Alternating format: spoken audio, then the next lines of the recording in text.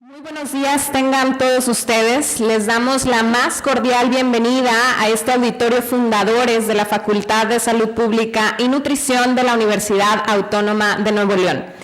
Estamos reunidos esta mañana para celebrar la 15ª Cátedra Anual de Salud Pública y Nutrición, Dr. Carlos Canseco González, en el marco del 85 aniversario de la Universidad Autónoma de Nuevo León y el 44 aniversario de la Facultad de Salud Pública y Nutrición. A continuación, me permito presentar a las distinguidas personalidades que nos acompañan. En representación del señor rector, el maestro Rogelio Guillermo Garza Rivera, nos distingue con su presencia el doctor Juan Manuel Alcocer González, secretario de Investigación Científica y Desarrollo Tecnológico.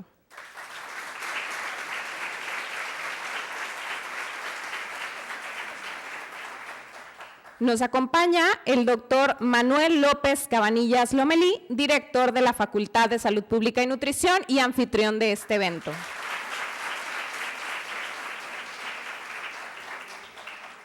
Nos acompaña con su amable presencia la doctora Patricia de Gortari Gallardo, responsable del Laboratorio de Neurofisiología del Instituto Nacional de Psiquiatría, quien el día de hoy dictará la cátedra Dr. Carlos Canseco.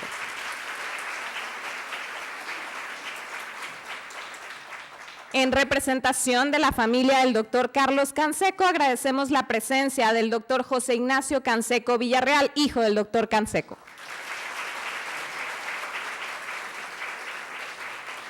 Agradecemos también la presencia de los integrantes de la Honorable Junta de Gobierno, presididos por el doctor José Santos García Alvarado. Muchas gracias, doctor, por estar aquí.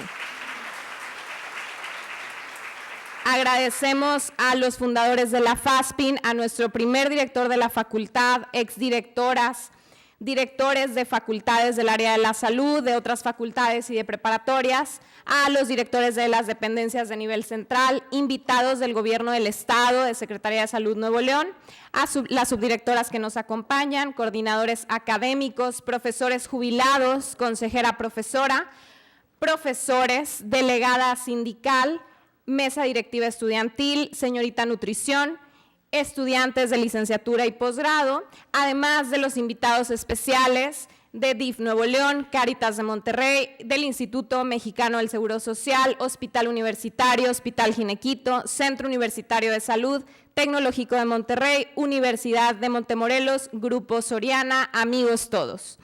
Asimismo, también agradecemos de manera especial a las clínicas, hospitales y universidades que nos siguen a través de la transmisión simultánea.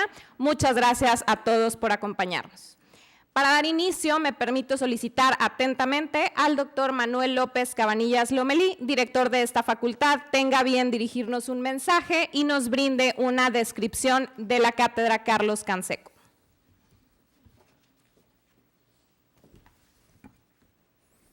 Buen día, tengan todos ustedes. Les doy la más cordial bienvenida a la Facultad de Salud Pública y Nutrición de la Universidad Autónoma de Nuevo León. Agradecemos la presencia del doctor Juan Manuel Alcocer González, secretario de Investigación Científica y Desarrollo Tecnológico, representante del maestro Rogelio Garza Rivera, rector de la Universidad Autónoma de Nuevo León. Estimado doctor José Ignacio Canseco Villarreal, gracias por su presencia en los homenajes a su padre, el doctor Carlos Canseco González, y le solicito sea portavoz de un cordial saludo a su madre y para toda la familia Canseco Villarreal. Al presidente, secretario y miembros de la Honorable Junta de Gobierno, los secretarios de nuestra universidad, exdirectoras y primer director y fundador de la facultad, maestras eméritas, a los directores de nivel central, directores de facultades y preparatorias, así como directores de programas de nutrición de otras universidades, subdirectores de la FASPIN, profesores jubilados que también nos acompañan, profesores de los programas educativos, al consejero profesor y representantes estudiantiles. Muchas gracias por estar presente en este evento organizado en el marco del 85 aniversario de la Universidad Autónoma de Nuevo León y del 44 aniversario de nuestra querida FASPIN. Quiero agradecer también a todos los interesados de diferentes lugares de la República por seguir la transmisión en vivo en esta cátedra, y a los representantes de las escuelas pertenecientes a la ANFEM, de la Asociación Mexicana de Educación en Salud Pública, así como la transmisión en vivo a las aulas de esta facultad al Salón de Usos Múltiples, al Centro de Investigación en Nutrición y Salud Pública, al CIDIX y al Hospital Universitario. Estimados asistentes, permítanme comentarles un breve antecedente de cómo inicia la cátedra que hoy estamos celebrando. En el año del 2004, a propuesta de la maestra en Salud Pública, Natalia Berrún Castañón, fue presentada a la Comisión Académica del Honorable Consejo Universitario y aprobada. Y me permito leer la cita.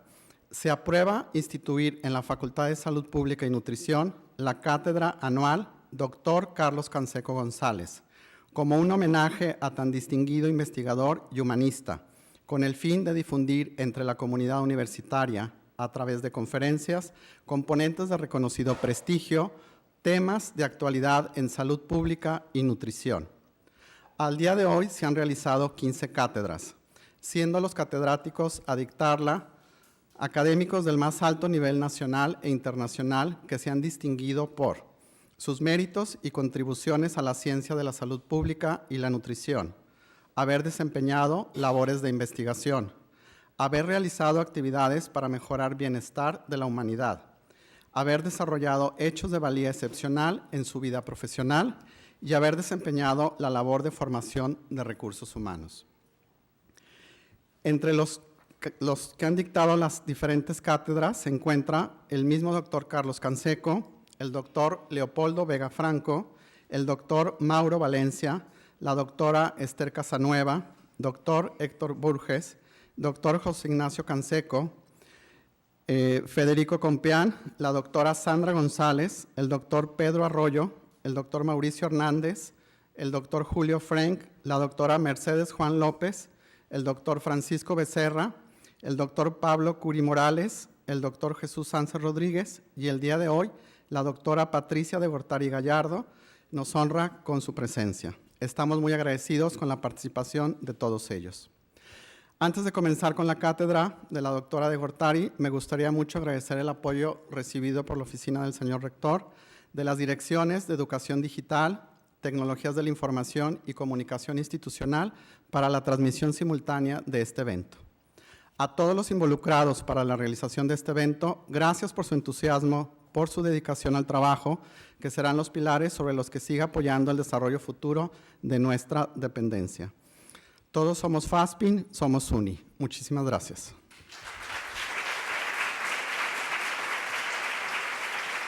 Agradecemos al doctor Cabanillas. Y a continuación solicito a la doctora Liliana Tijerina González, exdirectora y maestra decana de esta facultad, maestra emérita de la universidad e integrante de la Honorable Junta de Gobierno de nuestra universidad, de lectura de la semblanza del doctor Carlos Canseco González.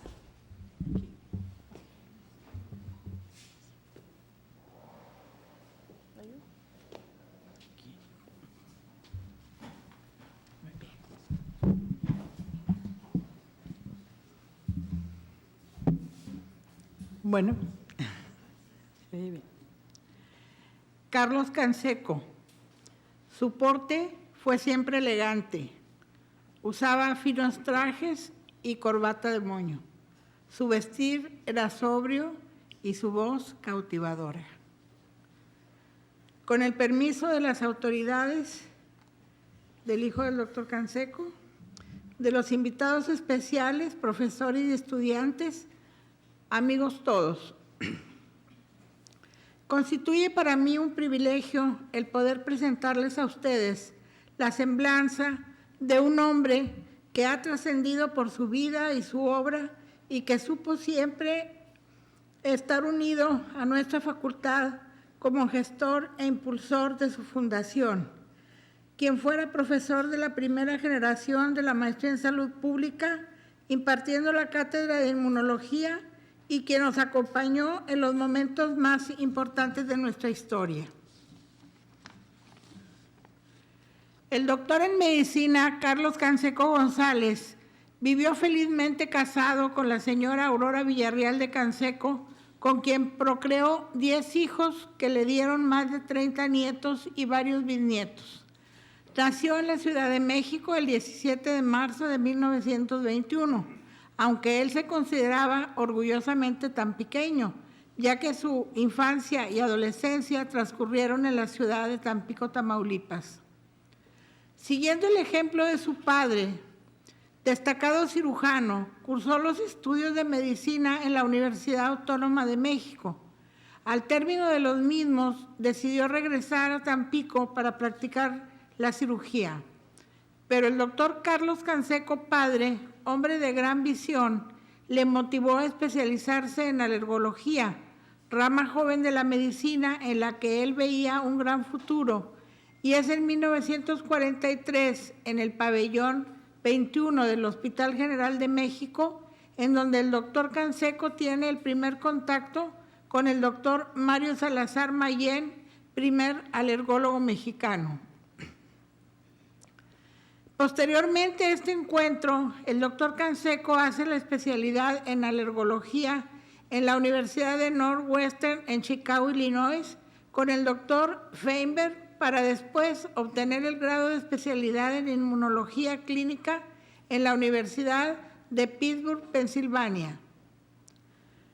Cabe mencionar que su inclinación por la inmunología no fue un hecho fortuito ni accidental, pues cuando él tenía 7 años de edad, 2 de sus compañeros dejaron de caminar de un día para otro debido a la poliomielitis.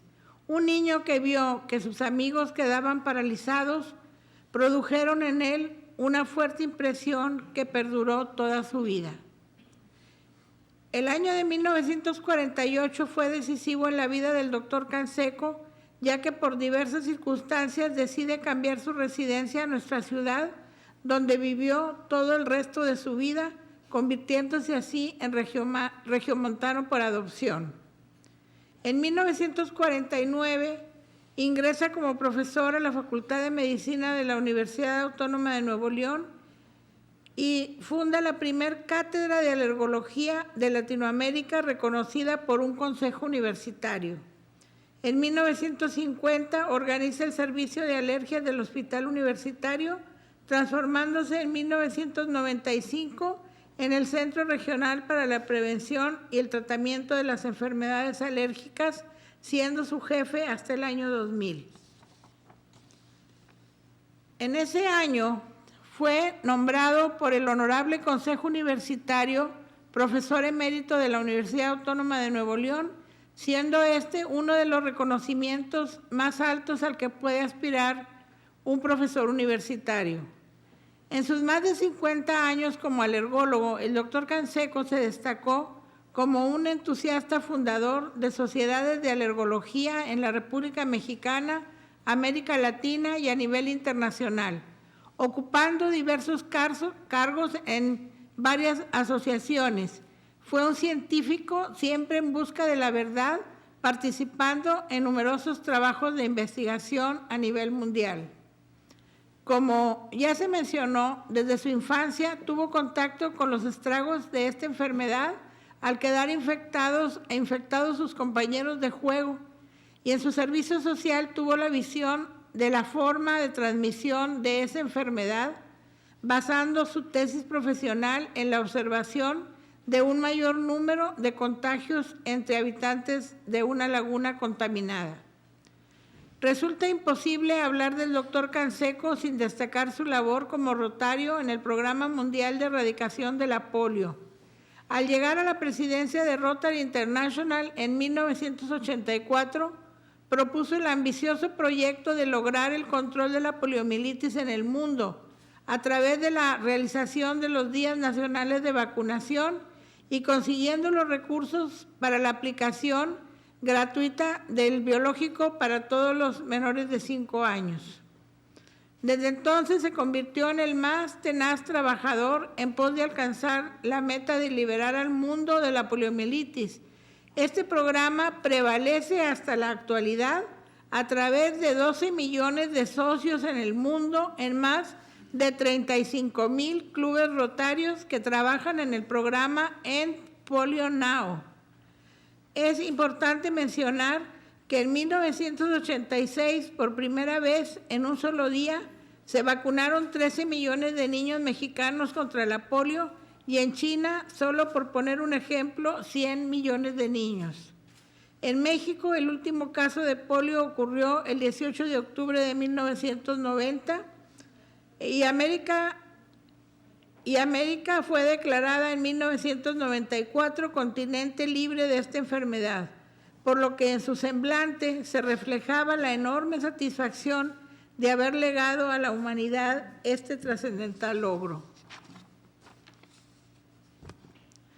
En la actualidad, los casos de poliomielitis han disminuido en más de un 99%.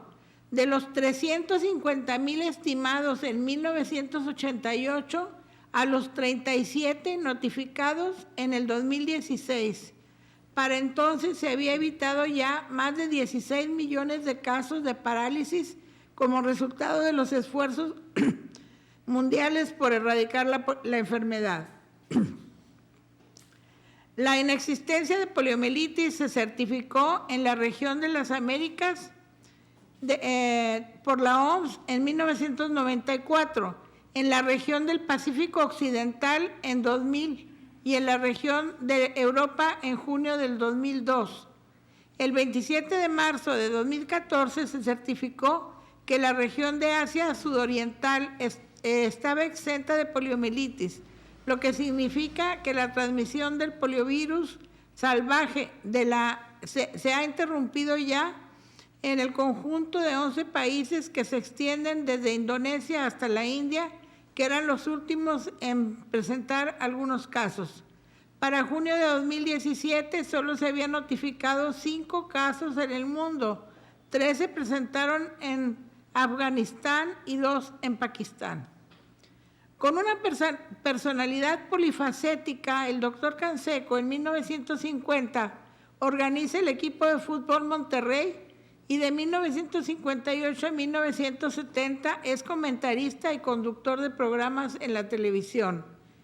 De 1967 a 1969 organiza y preside el equipo profesional de fútbol Tigres de la Universidad Autónoma de Nuevo León. El doctor Canseco recibió un sinnúmero de distinciones, entre las que destacan los nombramientos como doctor honoris causa en Ciencias de la Universidad de Seúl en Corea, doctor honoris causa en Ciencias Humanas en la Universidad de Milwaukee, Estados Unidos, la Legión de Honor en grado de caballero del Gobierno de la Costa Marfil, la Cruz de Servicio Civil en primer grado de la República Federal Alemana, la Cruz de Servicio Civil en grado de Comendador de la República de Perú, Medalla de la Infidencia otorgada por el Gobierno de Minas Gerais, Brasil, doctor honoris causa de la Universidad Autónoma de Nuevo León, Medalla Alfonso Reyes por su labor docente en la Universidad Autónoma de Nuevo León. Presea Diego de Montemayor, otorgada por el Ayuntamiento de la Ciudad de México, entre muchos otros. En varias ciudades de México fue reconocido como benefactor por su labor en múltiples proyectos en bien de la humanidad y por eso se le distinguió imponiéndole su nombre a escuelas, a varios parques y jardines, instalando bustos, monumentos y placas alusivas a su persona. En el mes de enero de 2002 recibe el nombramiento de Héroe de la Salud Pública de las Américas por ser una de las 100 personas que participó destacadamente en la salud pública internacional y que le fuera otorgada por la Organización Panamericana de la Salud en el centenario de su fundación. En abril de 2002 recibe del presidente Vicente Fox Quesada en la Residencia Oficial de Los Pinos la condecoración Eduardo Lisiaga, otorgada por el Consejo Superior de Salud de México por su destacada labor en el campo de la salud y bienestar de la comunidad. El 7 de octubre de 2004 recibe la Medalla de Honor Belisario Domínguez, que es otorgada por el Senado de la República Mexicana como reconocimiento a los mexicanos que se han distinguido por su ciencia y su virtud en grado eminente como servidores de nuestro país o de la humanidad. Múltiples han sido los homenajes y reconocimientos que se le otorgaron en su vida. Es por eso que nuestra facultad se siente honrada al haber instituido en vida del doctor la Cátedra Carlos Canseco, aprobada por acuerdo del Honorable Consejo Universitario en el año 2004 y dictada por él mismo en ese año, por haber contado siempre con su amistad y su especial afecto. Y nos sentimos dichosos de reconocer también la labor de un hombre que trascendió por sus acciones en pro de la salud pública de la humanidad. Para quien tuvimos la fortuna de conocer y hacer amistad con el doctor Canseco, podemos decir que fue un caballero de alegre carácter y espontánea facilidad para sonreír. Escucharlo era una delicia y era sin duda alguna introducirse al mundo de un líder por naturaleza. El doctor Canseco dejó de existir el 14 de enero del año 2009. Él no nos puede acompañar en presencia física en este día, pero su espíritu y su esencia impregnan este auditorio y nos animan a seguir su gran ejemplo. Este fue el tan reconocido doctor Carlos Canseco, que se dijo tamaulipeco habiendo nacido en el Distrito Federal y haber decidido ser regiomontano por adopción, pero que en realidad fue ciudadano del mundo, el que revolucionó la salud pública mundial, el que logró convencer a la Organización Mundial de la Salud para que imitaran el programa establecido en México con el que ya casi se erradicó el virus de la poliomielitis en casi la totalidad del mundo. El doctor Carlos Canseco González fue un gran ejemplo de liderazgo, altruismo y profesionalismo que, legando lo mejor de él, se convirtió en héroe de la salud pública de las Américas. Muchas gracias. Muchísimas gracias a la doctora Liliana Tijerina.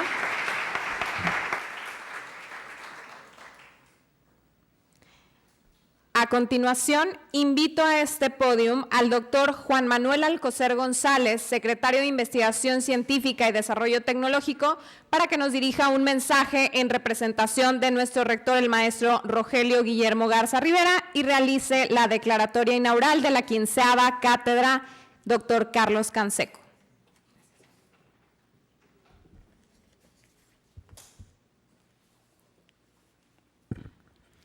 Buenos días tengan todas y todos los presentes en este auditorio.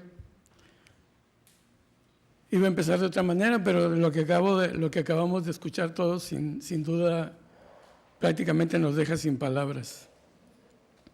Personas como el doctor Carlos Canseco, sin duda alguna, siguen trascendiendo por sus actos hasta nuestros tiempos y sin duda alguna son esos modelos que necesitamos de personas, de profesionales de la salud, que imitar las generaciones actuales. Primero que nada quisiera saludar al señor director, al doctor Manuel López Cabanilla, y agradecerle la invitación que le hiciera al señor rector para estar presente en este día. El señor rector envía a través de un servidor un saludo a todos y cada uno de ustedes de esta comunidad de la Facultad de Salud Pública y Nutrición, y se disculpa a través de un servidor no poder estar presente esta mañana. Agradezco también la presencia de el doctor Canseco Villarreal, representante de la familia del doctor Carlos Canseco. Asimismo, agradezco la presencia del presidente de la Junta de Gobierno, el doctor Santos García Alvarado, que está acompañando este evento aquí en la Facultad de Salud Pública y Nutrición. Agradezco a los demás miembros de la Junta de Gobierno presentes, a los exdirectores de la Facultad de Salud Pública que están aquí también siendo testigos del arranque de la versión de este año 2018 de la cátedra. Agradezco a la presencia de los demás directores de facultades y preparatorias que están presentes y a todos los invitados especiales y a la comunidad de profesores, estudiantes e investigadores de la Facultad de Salud Pública y Nutrición.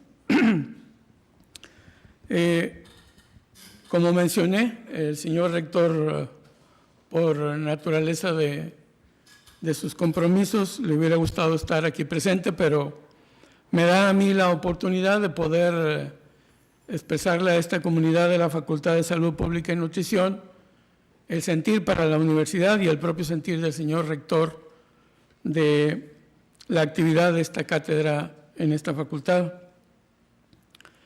Sin duda alguna, el hecho de que la universidad, a través de esta facultad, tenga instalada una cátedra con el nombre del doctor Carlos Canseco es un honor para la institución y un honor para todos los universitarios poder tener una cátedra, un foro un foro académico, un foro de investigación, un foro de alto nivel de intercambio de ideas y opiniones y de investigación en el tema de la salud pública y la nutrición, que se ha vuelto en estos tiempos un tema trascendental en la medicina.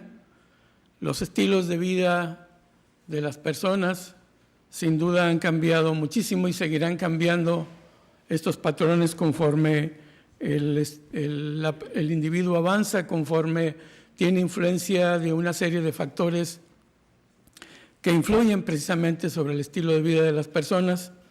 El avance de muchísimas cosas en la actualidad, la tecnología misma nos va generando patrones de conducta, de actividad y estilos de vida que inclusive parecieran cada vez más pasivos en los individuos.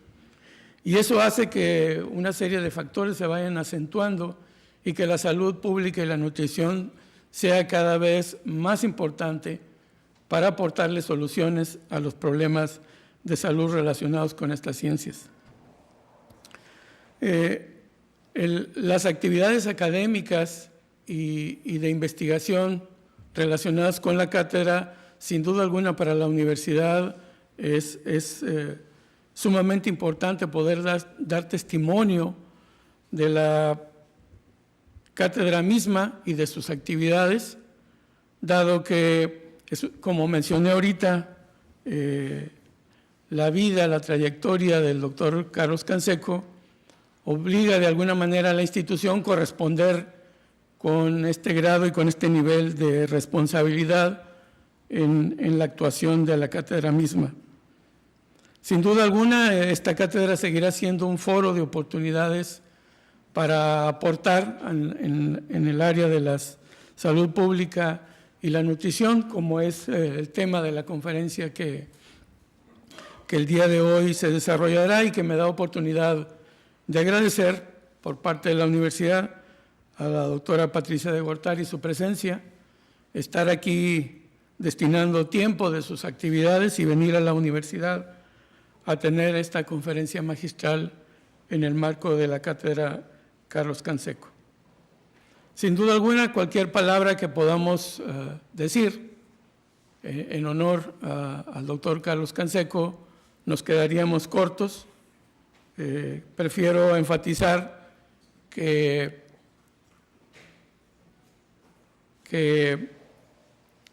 siendo médico, siendo doctor del área de la alergiología, sin duda fue un personaje ilustre que fue más allá del área de la salud.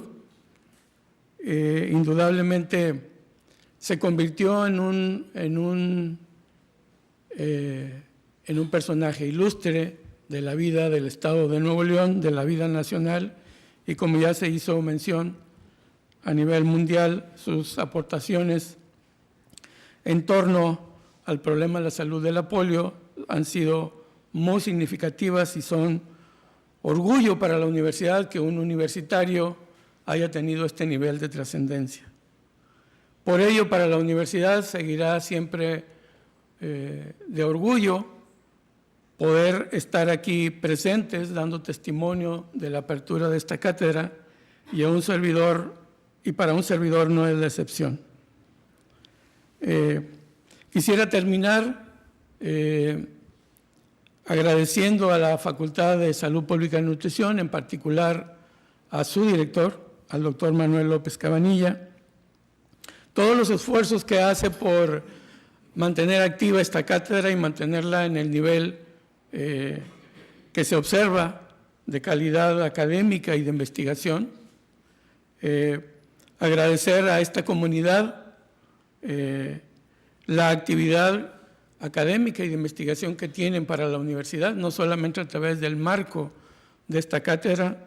El señor rector considera que esta comunidad de la Facultad de Salud Pública y Nutrición, a través de sus estudiantes, sus profesores y sus investigadores, son una comunidad con actividad intensa que se inserta de una manera muy eficiente en las actividades que el señor rector ha pedido en el marco de desarrollo de su plan institucional de la institución. Y la Facultad de Salud Pública y Nutrición es una comunidad que muestra señales muy claras de avance y de aporte a este marco del plan de desarrollo institucional. Sin más, por el momento quisiera pasar al acto solemne y les pido por favor si se ponen de pie.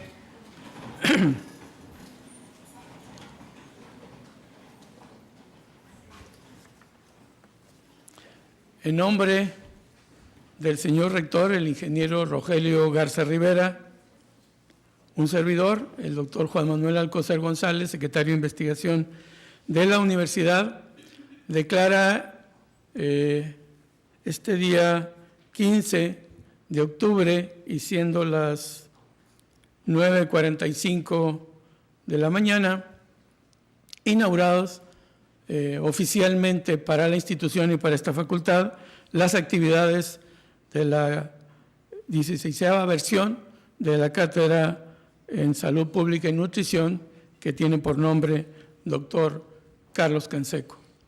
Esperando sea las actividades de la cátedra de beneficio para la institución y para esta comunidad de la Facultad de Salud Pública y Nutrición en lo particular.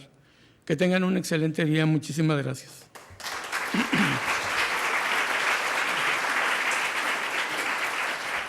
Agradecemos al doctor Alcocer. Y bien, para dar paso a la cátedra que dictará la doctora Patricia de Gortari Gallardo, solicito amablemente a la doctora Adriana Zambrano Moreno, consejera profesora de esta facultad, de lectura al currículum de la doctora de Gortari.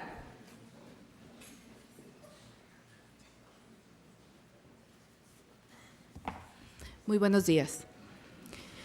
Con el permiso de las autoridades aquí presentes, los invitados especiales, profesores y estudiantes de la FASPIN, me permito leer una breve síntesis de la amplia trayectoria de la doctora Patricia de Gortari Gallardo, quien es miembro del Sistema Nacional de Investigadores Nivel 2. Ella estudió licenciatura en Nutrición y Ciencia de los Alimentos por la Universidad Iberoamericana en la Ciudad de México. Posee una maestría en biotecnología de la UNAM.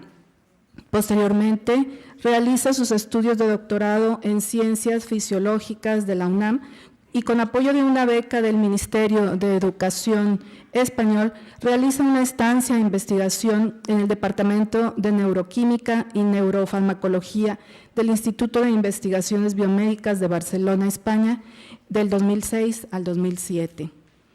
Actualmente se desempeña como investigadora en ciencias médicas en la Coordinación de Institutos Nacionales de Salud del Instituto Nacional de Psiquiatría Ramón de la Fuente Muñiz desde 1999 a la fecha. También es responsable del Laboratorio de Neurofisiología Molecular de la Dirección de Investigaciones en Neurociencias desde esa fecha, del 99 hasta la actualidad. Además, ella colabora con los programas de maestría y doctorado en Ciencias Bioquímicas de la Facultad de Química de la UNAM y del posgrado de Biología de la Facultad de Ciencias de la UNAM como tutora en los mismos. Es docente en la licenciatura de la Escuela de Dietética y Nutrición del ISSSTE y en la Facultad de Estudios Superiores Zaragoza de la UNAM. Y a nivel de posgrado en la maestría en Ciencias Bioquímicas de la Facultad de Química de la UNAM y en la maestría de Nutrición Clínica de la Escuela de Dietética y Nutrición del ISSSTE en Ciudad de México. Ha escrito más de 38 artículos originales en revistas internacionales y nacionales, artículos originales de revistas nacionales, 4 capítulos de libros, 7 capítulos internacionales y 4 capítulos a nivel nacional. Posee además más de 700 citas de trabajo. Ha dirigido 4 tesis de doctorado en Ciencias Bioquímicas de la UNAM, 12 tesis de maestría en Ciencias Bioquímicas y de Nutrición Clínica y más de 21 a nivel licenciatura en Nutrición. También ha dirigido proyectos de investigación apoyados por CONACYT, por Ciencias Básicas, 4 de ellos y 1 del Fondo de Salud. Entre sus distinciones se encuentra el reconocimiento a la trayectoria académica otorgado por la Asociación Mexicana de Miembros de Facultades y Escuelas de Nutrición en el 2013 y el Premio José Quintino Lascuaga Moncada a la trayectoria académica otorgado por la Escuela de Dietética y Nutrición del ISSSTE en el 2015.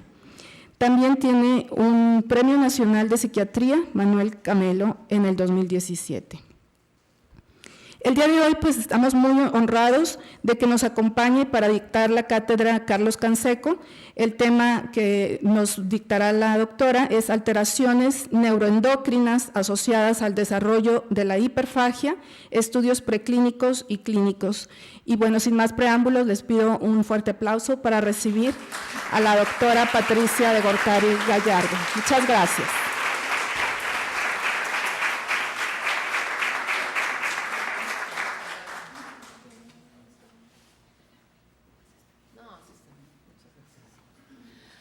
Pues muy buenos días. Me siento de verdad muy agradecida por esta invitación, porque tengo la oportunidad de hablar de mi trabajo, pero sobre todo porque puedo acompañarlos en la celebración de la cátedra de este investigador y médico tan importante, sobre todo por su trabajo y su impacto a gran escala, digamos. Quiero agradecer a las autoridades de la Universidad Autónoma de Nuevo León, en particular al rector, el maestro Rogelio Garza Rivera, y al doctor Manuel López Cabanillas por su atenta invitación. De verdad, me siento muy, muy honrada por estar aquí con ustedes. Pues yo voy a empezar hablando de algo que todo el mundo sabemos, ¿no? Que la obesidad es un padecimiento muy prevalente tanto en México como a nivel mundial. Sabemos que es un padecimiento que tiene muchísimos factores como etiología, y uno de ellos, que es al que yo me voy a referir, es a un desbalance o un desequilibrio que puede existir entre el consumo de alimentos y en realidad el gasto energético. Es decir, hay una fuerte prevalencia de esta conducta de mayor consumo de alimentos que no está relacionada, digamos, con el gasto energético.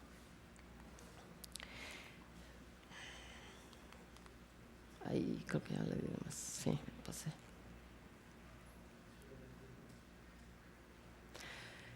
Bueno, en realidad esto es un poco paradójico, ya que existe un sistema de regulación de la conducta alimentaria muy bien estructurado, que en realidad se basa en la liberación de hormonas, tanto la leptina como la insulina, que pueden ser que son del tejido adiposo o bien del páncreas, hacia la circulación, en función del volumen y del tamaño de los adipocitos, es decir, en función de cuántas reservas energéticas tenemos. Estas hormonas son liberadas hacia el torrente sanguíneo y acceden hacia el cerebro, involucrando en esta regulación básicamente a una región cerebral que es el hipotálamo, e informan de esta manera al cerebro de cómo se encuentran en ese momento las reservas energéticas y modulan en consecuencia la conducta alimentaria. Es decir, si las reservas energéticas son suficientes,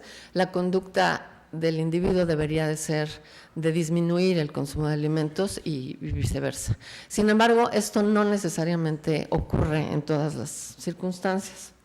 Y eso es porque existe también otro tipo de regulación de la conducta alimentaria que se denomina hedónica. Y esto es porque existen otras regiones cerebrales que están involucradas en percibir sensaciones placenteras, en percibir, en este caso, las características sensoriales de los alimentos. Sobre todo son activadas estas neuronas de este sistema que se denomina límbico, en función de las grasas o de los hidratos de carbono que se encuentran presentes en los alimentos. Este sistema o regulación hedónica involucra regiones como el área tegmental ventral, el hipotálamo lateral, la amígdala, el núcleo accumbens y la corteza frontal.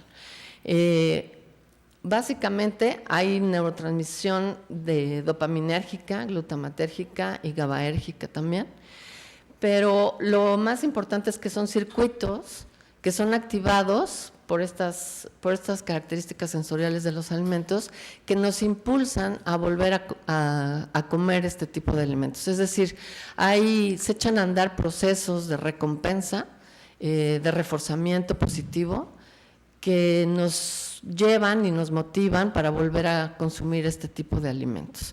No tiene ningún tipo de relación con el tamaño o el volumen de los adipocitos, con la cantidad de energía que hemos almacenado. Muchas veces puede ser porque vemos de nuevo un estímulo apetitivo, pero muchas veces puede ser porque simplemente recordamos o tenemos una idea de la sensación que percibimos en algún momento de la vida de haber consumido, por ejemplo, un pastel de chocolate, y es suficiente como para que este circuito eche a andar pues también la locomoción, o sea, que el individuo se mueva para ir a buscar un alimento y repetir esa sensación placentera. Dentro de los factores que están asociados a este incremento de la ingestión de alimentos, sobre todo de alta palatabilidad, es decir, con un alto contenido de hidratos de carbono o de lípidos, es el estrés crónico. Se denomina estrés pues realmente a cualquier reto o a cualquier estímulo adverso que de alguna manera está poniendo en peligro o está vulnerando la integridad del individuo. Existen diferentes tipos de estrés, es decir, la naturaleza del estrés no impacta de igual manera en los individuos y son muy diferentes. Pueden ser, o se clasifican así, aunque en realidad fisiológicamente la respuesta es básicamente la misma, pero no tienen el mismo impacto. Pueden ser psicológicos, como son el miedo, la ansiedad, la percepción pues, realmente de problemas que en realidad estamos percibiendo todos los días. Y físicos, quiero recalcar sobre todo el ayuno y el ejercicio, porque son dos de las actividades que nos toca estar tratando de controlar o de regular en nuestro papel como nutriólogos, y pues que están denominados o clasificados también como un estrés fisiológico. El ejercicio siempre y cuando obviamente sea extenuante, pero también, por ejemplo, las dietas hipocalóricas llevan a una situación de estrés. También pueden ser alguna patología, el frío o algún otro tipo de accidente que provoque algún tipo de trauma. Es decir, hay de muy diferentes tipos, pero van a impactar, como les digo, de manera diferencial en la respuesta del individuo. En el sistema del estrés se involucran diferentes moléculas, pero yo me voy a referir básicamente a tres.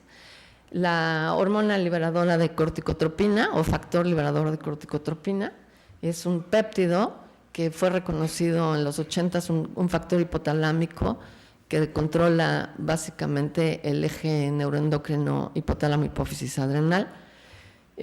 Sus receptores, tiene dos receptores, CRHR1 y CRHR2, que son de 7 dominios transmembranales acoplados a proteína G, y que de manera diferencial están expresados en el cerebro y modulan muchas de las actividades de CRH. Este en particular lo señalo porque es el que media los efectos anorexigénicos de este péptido, es decir, CRH cuando es inyectado intracerebroventricularmente, reduce el apetito y la conducta alimentaria de los animales. Y bueno, la hormona, el esteroide que es liberado por las glándulas adrenales cuando CRH es liberado del hipotálamo es el cortisol en los humanos o la corticosterona en los roedores. Esta molécula es un esteroide responsable de muchos de los cambios conductuales que aparecen en los animales cuando están sujetos a estrés.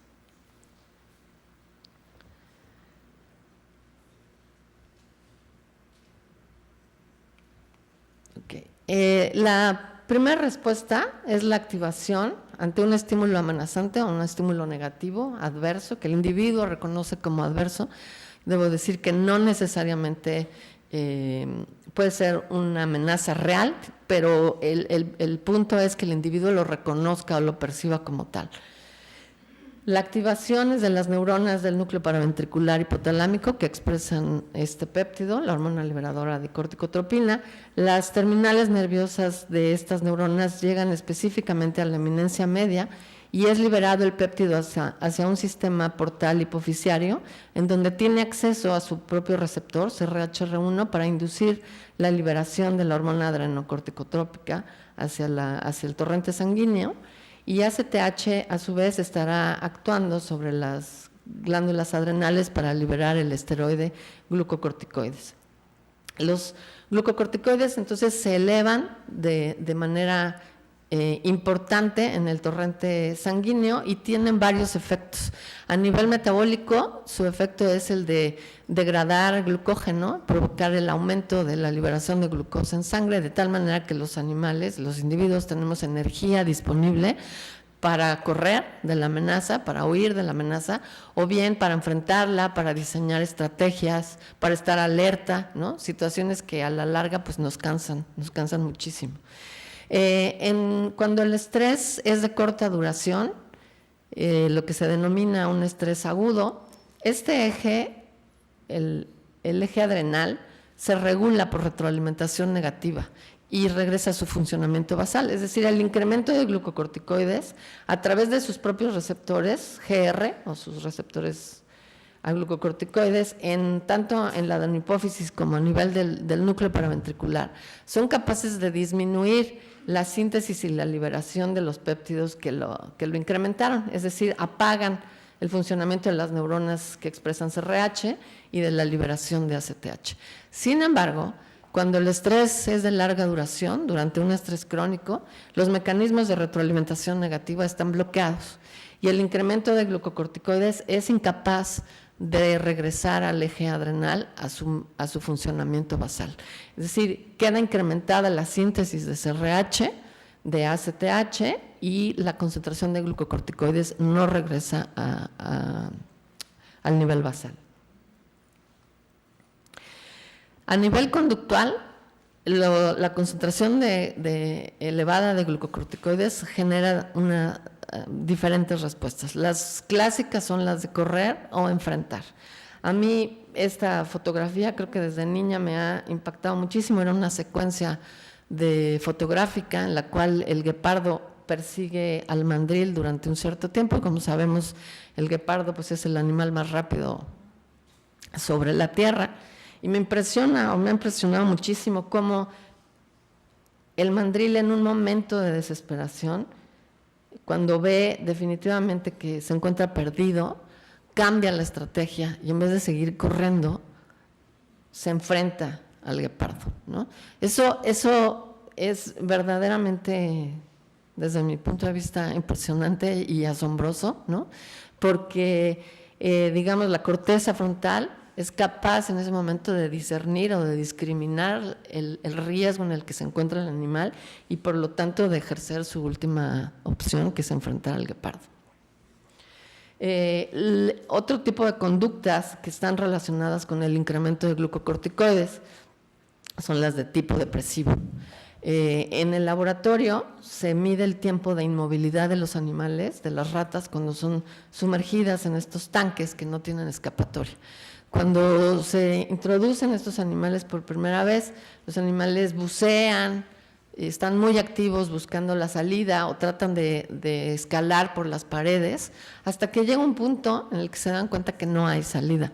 Y tienen una actitud o una conducta que se dice depressive-like, o sea, parecida a lo que ocurre en la depresión clínica, que es la de inmovilidad. Lo único que hacen es gastar la energía, muy poca energía, sacando la nariz del agua, no alcanzan, por supuesto, el fondo con las patas y flotan. El tiempo de este flotamiento sin hacer más actividad, o sea, más movimientos activos, es la inmovilidad, y el tiempo de inmovilidad está caracterizado por SOLT como un tipo de conducta depresiva. Hay una más, que es la de ansiedad, que es el enterramiento defensivo. Vamos a ver si podemos pasar un video en el que ustedes van a poder ver a una rata que es introducida por primera vez. Esto también para mí ha sido muy asombroso ubicarlo, porque no es una conducta aprendida, es una conducta espontánea que está, pues, de alguna manera preservada genéticamente a través de la evolución como una defensa ante un estímulo adverso. Este es el momento en el que por primera vez se coloca a la rata en una caja que tiene una cama de aserrín y un electrodo que pueden ustedes ver aquí. Y puesto que tienen una conducta natural de exploración, tarde o temprano el electrodo les va a dar un pequeño choque eléctrico que no tiene por él mismo ninguna relevancia, es de muy baja intensidad. Y con el primero no va a pasar prácticamente nada, pero poco a poco va a identificar el animal que es un estímulo adverso, que es un estímulo amenazante, y va a tener una respuesta conductual típica que se caracteriza como ansiedad. Ahí está el primer, bueno, ya van dos, el primer choque o dos. En ese momento el animal no responde, pero va a llegar un momento en que empieza a enterrar el electrodo. Se empieza a defender del estímulo adverso enterrándolo. O sea, a mí realmente me sorprende porque nunca ha visto esta caja, nunca ha aprendido esta conducta. Y por supuesto, cuando se inyectan, por ejemplo, glucocorticoides a estos animales, la conducta de enterramiento, que se llama enterramiento defensivo, es más activa, más duradera, ¿no? Y si se bloquea los receptores a glucocorticoides, pues esta conducta disminuye dramáticamente. Es decir, están directamente ligadas la concentración de glucocorticoides en sangre a este tipo de conductas que son típicas, ¿no? Estos modelos se utilizan mucho para la utilidad de los fármacos. Cuando se inyectan ansiolíticos tipo GABAérgicos a estos animales, el enterramiento defensivo disminuye de una manera muy dramática. Pues ya hizo una montaña prácticamente cubriendo el electrodo. Listo. Entonces, nosotros en el laboratorio hemos estado tratando de reproducir algunos modelos de estrés crónico para observar cómo es la conducta alimentaria en estos animales. Este es un modelo de estrés prenatal en el que se somete a las hembras gestantes a diferentes tipos de estrés o situaciones estresantes que varían. Es un estrés crónico variable, es decir, tratamos de que no se habitúen al mismo tipo de estrés, sino que está modificándose cada día, o bien se moja la caja, o el aserrín también se moja, o no tiene aserrín, o se les quita el alimento, o se inclina la caja, o definitivamente se les inmoviliza a las ratas que están gestantes. Y lo que ustedes pueden ver aquí es justamente esta región del núcleo paraventricular hipotalámico. Esto es una histoquímica por hibridación in situ, en donde estamos viendo el RNA mensajero que codifica para este péptido, CRH, y podemos ver cómo estas neuronas están más activas con respecto a los animales que no fueron estresados, pero lo más impactante es que estas son las crías cuando son adultas. Es decir, no es la expresión de este péptido en la madre, sino en sus crías. Y aunque este estrés fue solamente infligido durante 2 semanas de la gestación, pues el efecto es permanente en el adulto. ¿Sí?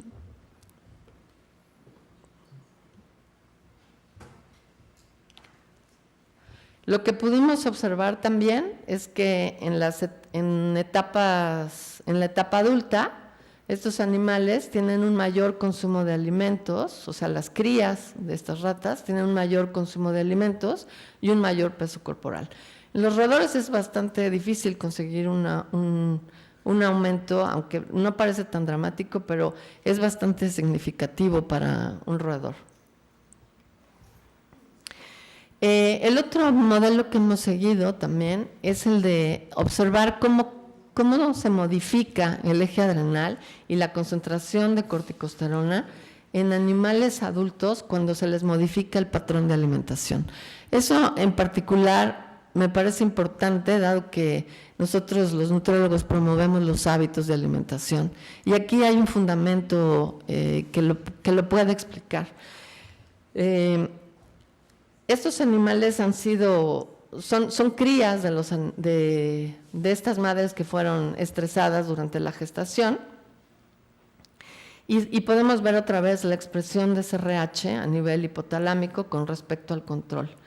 Sin embargo, estos dos últimos grupos tienen modificado el patrón de alimentación.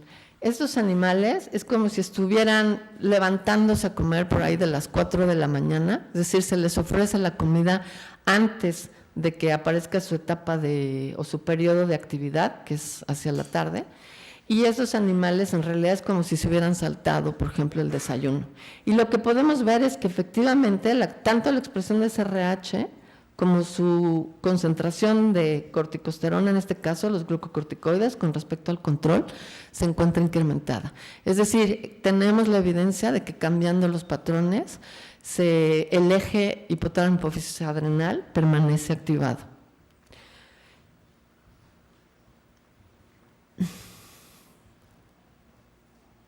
Y su conducta alimentaria de todos estos grupos, de los que están estresados y de los que están modificadas su patrón de alimentación, también es superior a los controles. Es decir, es como si estuviéramos estresándolos solamente, es decir, se comportan como un animal con estrés crónico. El consumo de alimentos, es bastante más alto y el peso corporal también.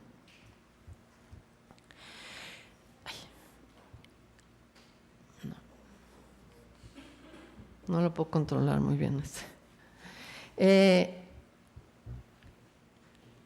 Una de las explicaciones, digamos, que se dan es porque los receptores a glucocorticoides están expresados en estas neuronas que sabemos que son de primer orden, que se encuentran en el núcleo arcuato o arqueado, en el hipotálamo, que se encuentran fuera de la barrera hematoencefálica y por lo tanto tienen acceso las hormonas tipo la leptina o la insulina para inhibir la conducta alimentaria, pero también evidentemente tienen acceso a los glucocorticoides, que bueno, además, puesto que son esteroides, pasan bastante más fácilmente y tienen entonces los receptores expresados tanto en neuronas que expresan péptidos orexigénicos como el neuropéptido Y y el agouti, o bien péptidos anorexigénicos como el transcrito relacionado a cocaína y anfetamina, o PMC, que es el precursor de alfa-MSH, un péptido anorexigénico muy potente. Estas neuronas, como sabemos, pues tienen axones que van hacia el núcleo paraventricular del hipotálamo y que justamente pues están regulando básicamente la expresión de estos péptidos anorexigénicos, como el CRH que les mencioné anteriormente, u otro péptido al que me voy a referir en un momento y que ha sido también objeto de estudio en mi laboratorio, que es la hormona liberadora de tirotropina. Entonces, la presencia de estos receptores en diferentes regiones cerebrales que están involucradas con el control de la conducta alimentaria, pues explica en parte el impacto que tienen esta hormona en diferentes procesos, tanto metabólicos como conductuales. A nivel conductual, en la parte de la regulación hedónica, GR, o sea, el receptor a glucocorticoides, también se está expresando en el sistema límbico, en diferentes neuronas, básicamente aquellas que pueden estar liberando también CRH en este sistema. La acción de GR, una vez que es activado sobre la expresión de CRH, es diferencial dependiendo de la región cerebral que se está estudiando, pero se cree que en el sistema límbico la activación de GR lleva a la liberación de CRH y modula la liberación de dopamina. Un neurotransmisor que se ha hipotetizado que su elevación induce la terminación de una comida. Cuando esto no ocurre, el individuo no siente esa sensación de satisfacción o de placer y se cree que por lo tanto está tratando de repetir la conducta, es decir, consumiendo alimentos de alta palatabilidad para lograr la liberación de dopamina, y como no lo logra, pues entonces continúa repitiendo la conducta. Esa es una de las hipótesis que está relacionada con la hiperfagia en cuanto al sistema límbico.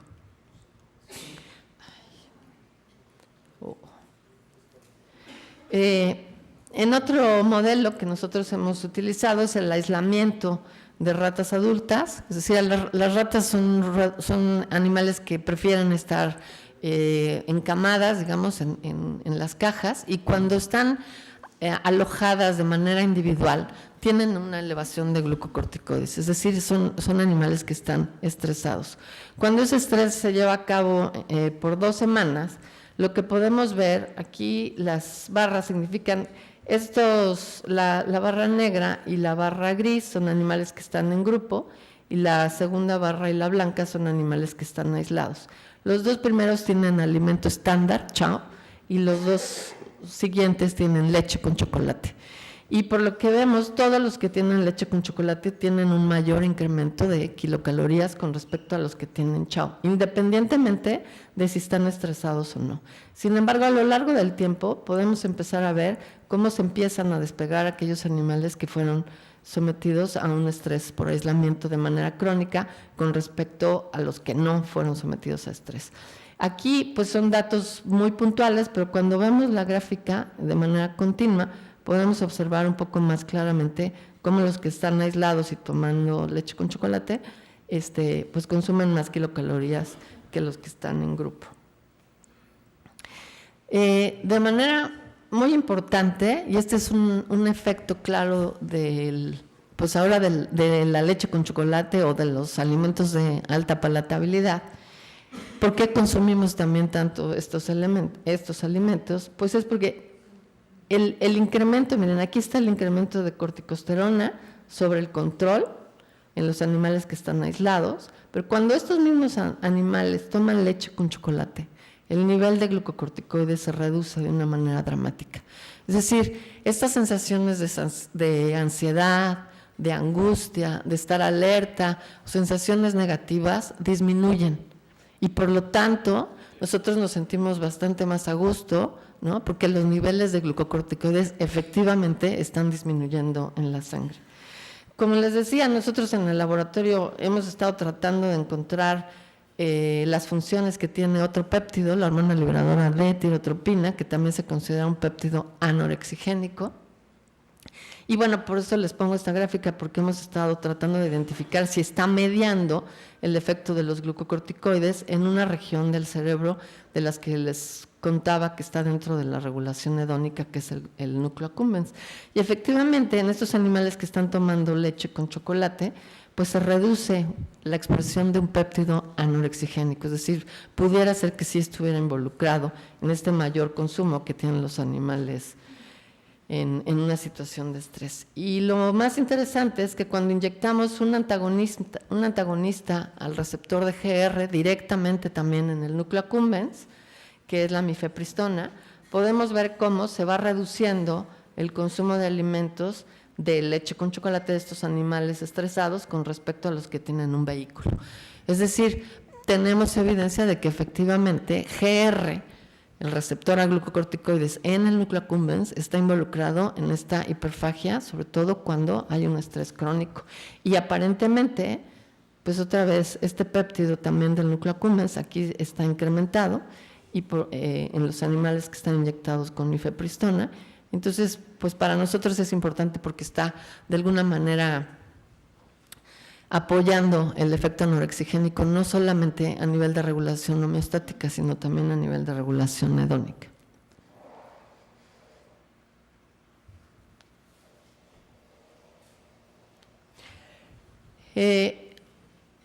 Una de las causas de estrés crónico más importantes pues es el maltrato infantil. Todas las experiencias negativas en etapas tempranas de la vida tienen un alto impacto en la etapa adulta. Se han hecho una serie de estudios que indican que entre el 25 y el 40% de los casos de niños que sufren algún tipo de maltrato pueden desarrollar obesidad en la etapa adulta.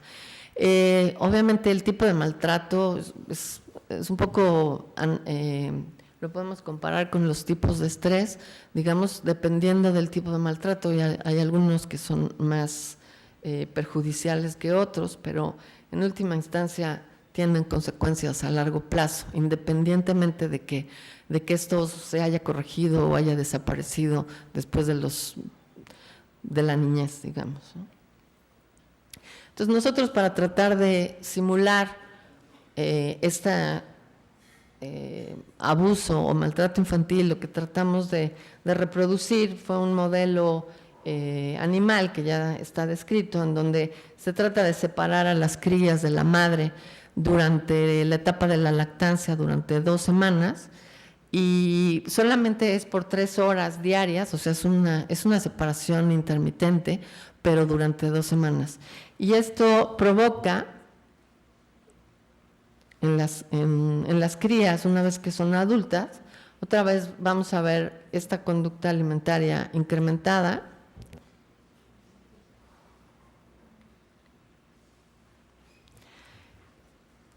El consumo de alimento a las 10 semanas de una rata ya es una rata adulta. El incremento de corticosterona desde el destete es bastante evidente, y por supuesto tenemos la ganancia de peso. De manera interesante, o sea, para ver cómo está relacionado el eje neuroendocrino con la separación materna durante la lactancia, pues lo que nosotros hicimos fue justamente someter a estos animales a la prueba del nado forzado, en donde les digo que es una situación estresante que lleva a los animales a moverse mucho hasta que dejan de hacerlo, y contamos entonces el tiempo de inmovilidad, es decir, el tiempo que está considerado como tipo depresivo. Entonces, lo que se observa en las ratas adultas que no fueron estresadas es que al someterlas al nado forzado, este es el de nado forzado, tienen este incremento en la concentración de corticosterona con respecto a los que no pasan por el nado.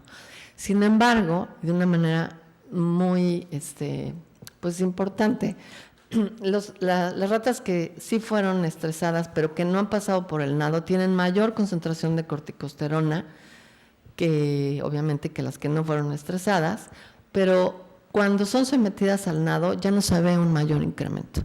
Es decir, esto significa lo que les platiqué al principio, que el eje adrenal ya ha estado hiperactivo, ya no ha regresado a su estado basal y por lo tanto no es capaz de responder ante un nuevo reto.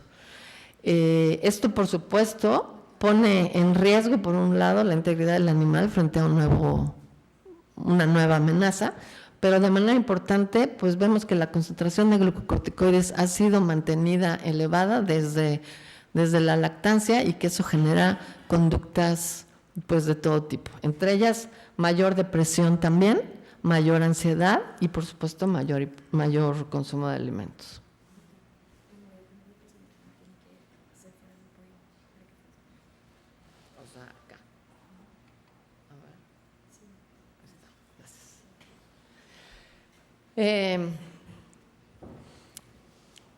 Lo que nosotros tratamos de hacer con este experimento fue bloquear, ahora no el receptor a glucocorticoides, sino el receptor a CRH, CRHR2, en el núcleo paraventricular, porque sabíamos que estas ratas con separación materna tenían activado este receptor, por lo menos la síntesis de este receptor. Y pudimos observar que los animales control, es decir, aquellos que no habían sido separados durante la lactancia, cuando les inyectamos un antagonista de este receptor, podemos ver que están más deprimidos. Estos son el tiempo de inmovilidad, igual que los animales que tienen separación materna y ahora les inyectamos también el antagonista, pues también tienen un poco más de inmovilidad. Es decir, pareciera ser que efectivamente no solamente GR está participando, sino otro receptor del sistema del estrés. De manera muy interesante, los animales de separación materna que ya se había demostrado que tenían mayor depresión, cuando son inyectados con el vehículo, es decir, la simple inyección o la manipulación con el piquete, de alguna manera resensibiliza este receptor y evita la mayor inmovilidad causada por el bloqueo. Esto es bastante interesante, ha sido ya previamente descrito como un nuevo estrés pudiera tener también un efecto que revierte el estrés previo. Sin embargo, a mí me parece muy interesante demostrar que la hiperfagia, es decir, el mayor consumo de alimentos con respecto al control, no se revierte, ¿no? O sea, pueden revertirse otro tipo de conductas, pero estos animales con separación materna siguen manteniendo el mayor consumo de alimentos que los controles. Entonces, pues es posible que CRH, no solamente GR, en este circuito del estrés, también de alguna manera se encuentra alterado o se encuentra desensibilizado durante este tipo de estrés por separación materna, que evite la liberación de SRH en este sistema límbico y que no lleve a la liberación de dopamina. Y como les platicaba, existe la hipótesis que esta, digamos, de alguna manera resistencia a la dopamina, pues lleva al individuo a estar repitiendo una conducta de consumo de alimentos de alta palatabilidad para tratar de sentir o de percibir esta sensación de placer y pues como no sucede, es posible llegar a la hiperfagia. Este receptor, les decía, CRHR2, es interesante, es con los 7 dominios transmembranales y cuando es activado por su ligando, que puede ser CRH u otro péptido que se denomina urocortina, que también es anorexigénico, se sabe que median los efectos, les decía, anorexigénicos de ellos, y lo que induce pues es la elevación intracelular del segundo mensajero, el AMP cíclico, el cual activa la proteína sinasa A y esta fosforila uno de los factores de transcripción más conocidos, que es CREB, y por lo tanto nosotros quisimos evaluar cuáles eran las características de este receptor, si se encuentra desensibilizado o no en este modelo de separación materna que pudiera explicar la hiperfagia de los animales. Esta es una colaboración con una universidad de Inglaterra, en Warwick, donde con un microscopio confocal, con una línea celular de hipotálamo que expresa al receptor CRHR2 y después de ser tratadas las células con urocortina, que es este péptido anorexigénico, lo que se puede observar es que la expresión del receptor es la parte verde, porque está acoplado el anticuerpo a un fluorómetro, un fluoróforo con este color, y lo que se puede ver es que conforme va pasando el tiempo, la parte verde, digamos, se va acercando hacia el núcleo. Es decir, es como si estuviera desapareciendo de la membrana celular y se acercara cada vez más al núcleo. Eso sugería que efectivamente este receptor, probablemente por la liberación constante de uno de estos péptidos anorexigénicos por la separación materna en la lactancia, indujera pues internalización del receptor. Eso era lo que sugería. Para ello, para probarlo o para apoyar esta hipótesis, lo que hicimos fue inyectar directamente en el núcleo paraventricular del hipotálamo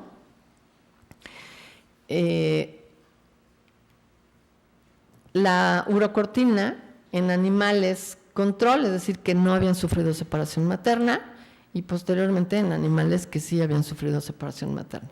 Como podemos observar, la concentración de CREB fosforilado, que es el indicador de que el receptor CRH2 esté funcionando adecuadamente,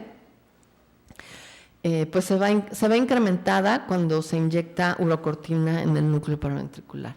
En los animales con separación materna, en cambio, cuando inyectamos la urocortina, pues no vemos mayor aumento de CREB fosforilado, y eso quiere decir que el receptor de alguna manera se encuentra inactivo o desensibilizado.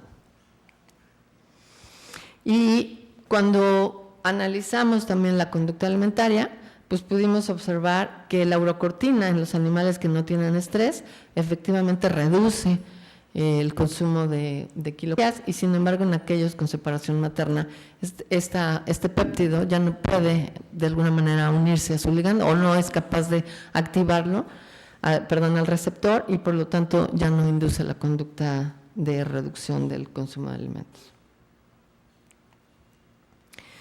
Además, en estas células hipotalámicas también se observó que la urocortina, cuando es suministrada, digamos, de una manera aguda, induce la expresión de péptidos anorexigénicos como PMC, CART y neurotensina, y que en cambio a la larga esta expresión de péptidos disminuye. Es decir, no es un solo efecto, pero sí se ve que tiene un impacto en diferentes péptidos o en la función de diferentes péptidos anorexigénicos que pueden estar involucrados en la hiperfagia que está descrita en estos animales.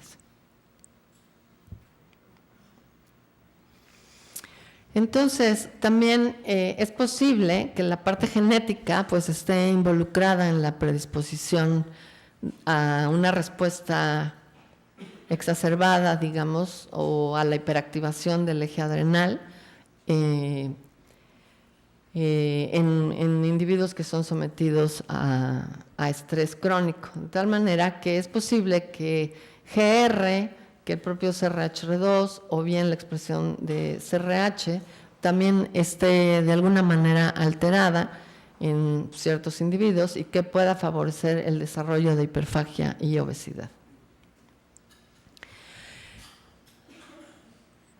En mi laboratorio básicamente hacemos investigación de este tipo con animales a nivel molecular, etcétera. Sin embargo, pues me aventuré a tratar de traducir de alguna manera los hallazgos que teníamos en el laboratorio con los animales hacia la clínica. Y lo que intentamos identificar fue en 500 pacientes mexicanos del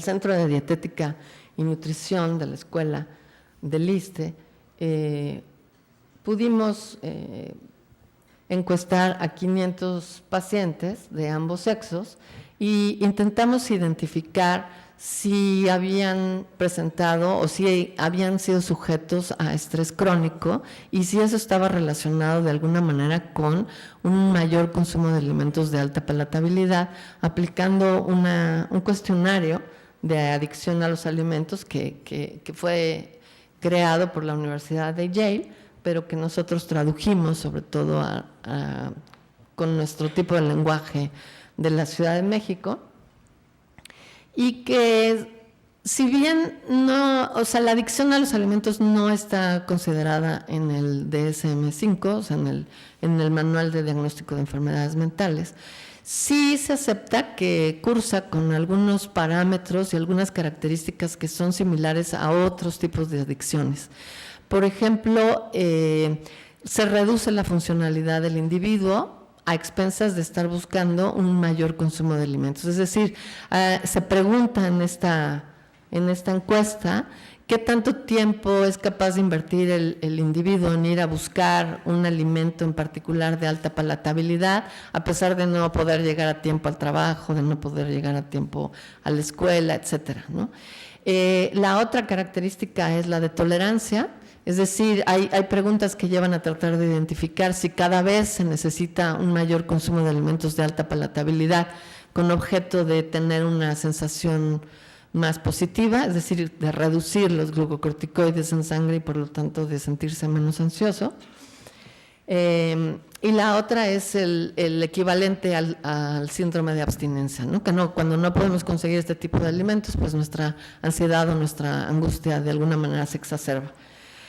Para ello, entonces, lo que nosotros hicimos fue obtener una muestra de saliva antes y después de someterlos a un nuevo estrés, que consideramos un estrés agudo, y ahora les explico, y una muestra de sangre para poder evaluar la frecuencia de polimorfismos de estos 3 genes que a mí me interesan y que han sido el objeto de estudio con los animales.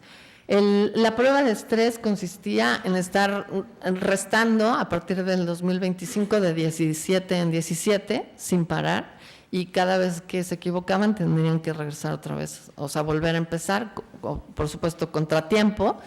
Y la otra situación es que tenían que elaborar un pequeño discurso y exponerlo frente a personas que no identificaban. Entonces, la toma de saliva se realiza antes y después de esta prueba, que está también validada como un estrés agudo, y obviamente, definimos aquellos individuos que tenían obesidad cuando tenían un índice de masa corporal mayor de 30.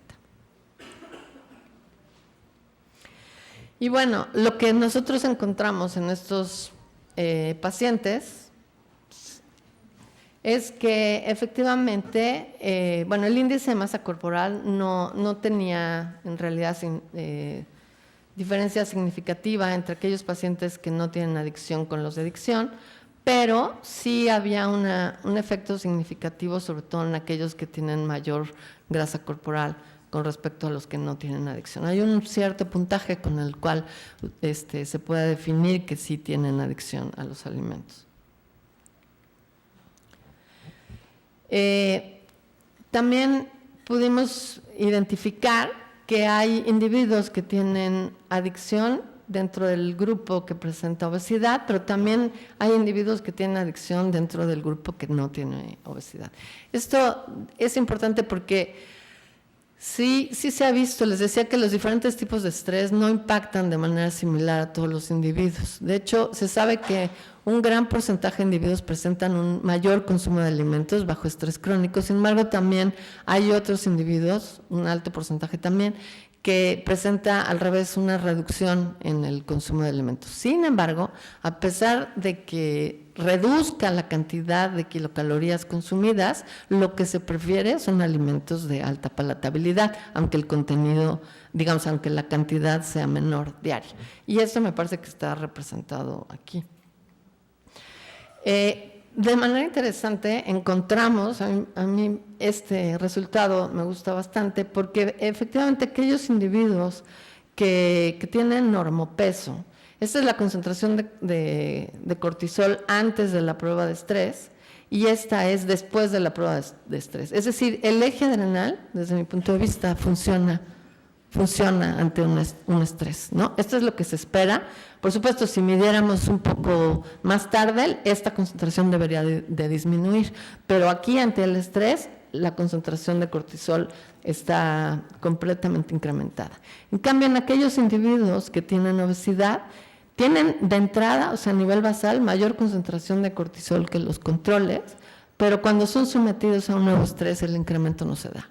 Es decir, me parece que sería posible utilizar esta prueba para tratar de identificar qué sujetos podrían ser susceptibles a desarrollar obesidad.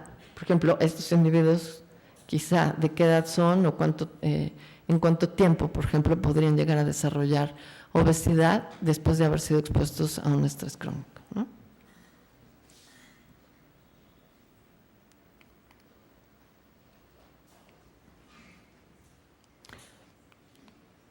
También medimos en sangre la concentración de vasopresina, de la cual no les había hablado, pero la vasopresina también es otra hormona que está relacionada con el estrés crónico.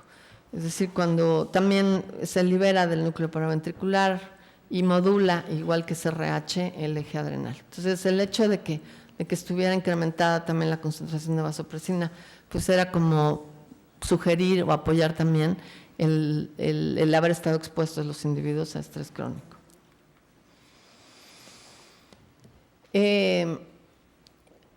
Lo que encontramos entonces es que dentro de los individuos con obesidad, pues hay un mayor porcentaje de individuos que parecen haber sido expuestos a estrés crónico con respecto a los de normopeso, y estos son los que probablemente también podrían desarrollar obesidad en un futuro.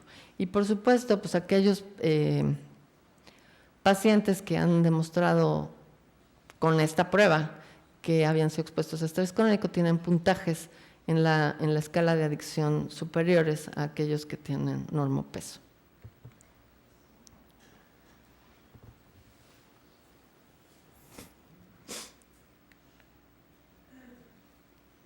Y bueno, en colaboración también con un laboratorio de farmacogenética del Instituto Nacional de Psiquiatría, pudimos analizar la frecuencia de 3 polimorfismos para cada uno de estos genes, de CRH, de CRHR2 y de GR, y son resultados preliminares, pero hemos encontrado que, por ejemplo, en mujeres, la adicción a los alimentos se encuentra en aquellos individuos que tienen mayor frecuencia de este polimorfismo para CRH.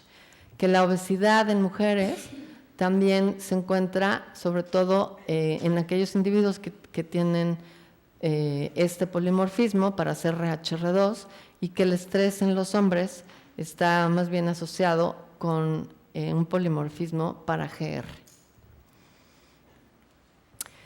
De manera que pues digamos, no como conclusiones, pero quizás sí comentarios al respecto. Me parece que estos hallazgos apoyan que sería posible identificar individuos que tienen estrés crónico en las visitas a las clínicas al someterlos a un reto nuevo, y que nos podría ayudar como una estrategia de prevención a desarrollar obesidad a aquellos que todavía no la presentan. Por supuesto, al definir biomarcadores de una posible asociación con estrés crónico, como la presencia de estos polimorfismos, pues también podrían ayudar a diseñar mejores estrategias en cuanto a la prevención del desarrollo de la obesidad.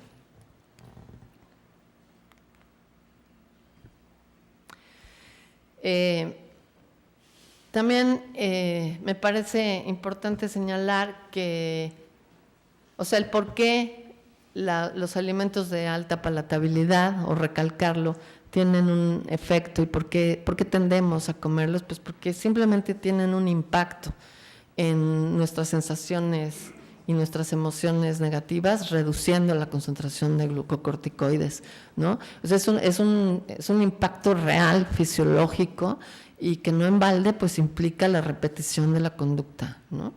Y me parece que hay que tomarlo en cuenta, porque no necesariamente pues a veces la voluntad del individuo está involucrada.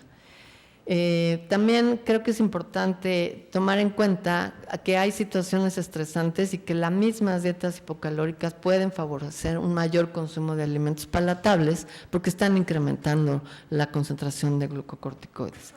Y pues una verdad que todos conocemos, que los hábitos alimentarios y los patrones de alimentación son realmente importantes, en este caso porque hemos encontrado que están asociados a un estrés, y que pues pueden inducir conductas tipo hiperfagia y poner en riesgo al individuo para desarrollar obesidad.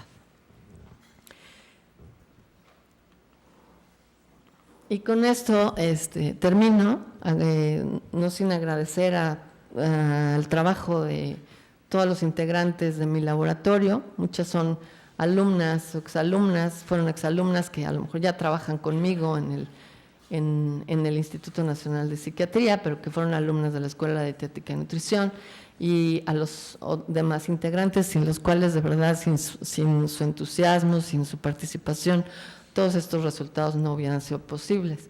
El laboratorio de farmacogenética psiquiátrica, con quien colaboramos para obtener los resultados de los genes, y con el doctor Gramatópolos de la Universidad de Warwick, con quien pudimos realizar los estudios con las líneas celulares hipotalámicas. Muchísimas gracias.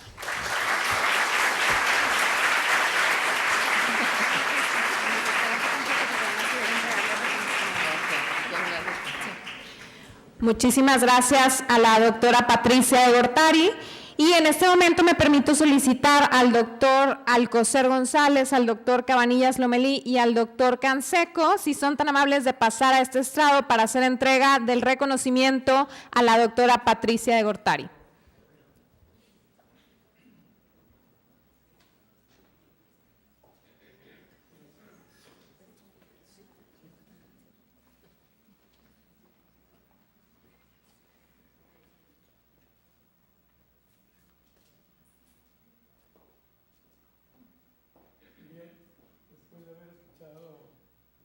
Importante presentación. Tengo el honor, a nombre del señor rector de la Universidad Autónoma de Nuevo León, con la presencia aquí del señor director de la facultad y del doctor Canseco Villarreal, vamos a hacer entrega de este reconocimiento. Haré una lectura rápida para poder proceder. Dice: la Universidad Autónoma de Nuevo León, a través de su Facultad de Salud Pública y Nutrición, otorga el presente reconocimiento a la doctora Patricia de Gortari Gallardo, investigadora del Instituto Nacional de Psiquiatría Ramón de la Fuente Muñiz, por su brillante conferencia "Alteraciones neuroendocrinas asociadas al desarrollo de hiperfagia, estudios preclínicos y clínicos", durante la 15ª edición de la Cátedra Anual Salud Pública y Nutrición Dr. Carlos Canseco González, en el marco de las actividades del 85º aniversario de la fundación de la máxima casa de estudios del Estado de Nuevo León. Octubre 15 del 2018, firma el señor rector, el maestro Rogelio Garza Rivera. Muchas felicidades.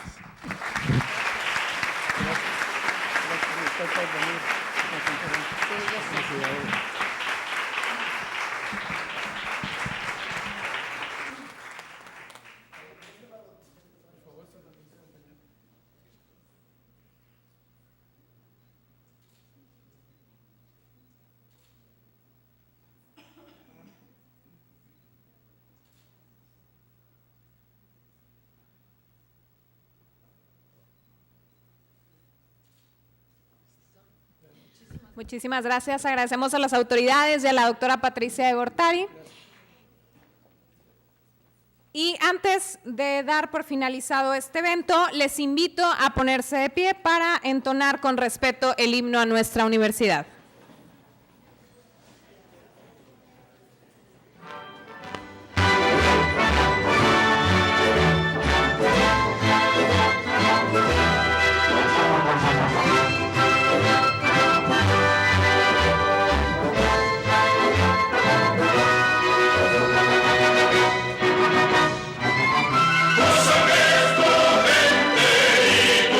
Alma es la verdad.